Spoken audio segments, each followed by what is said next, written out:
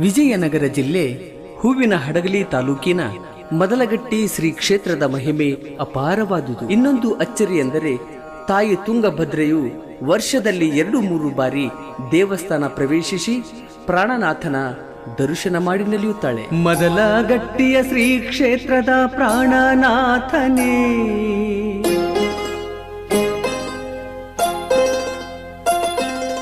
ರಾಮದೂತನೇ ಚಿರಂಜೀವಿಯೇ ಮಹಾಮಹಿಮನೇ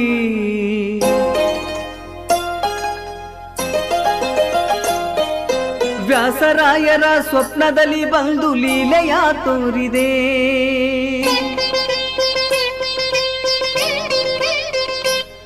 ತುಂಗಾ ನದಿಯ ತೀರದಲ್ಲಿ ನೆಲೆ ನಿಂತವನೇ ಮಧ್ವಾಚಾರ್ಯನೇ ಭೀಮವತಾರನೇ.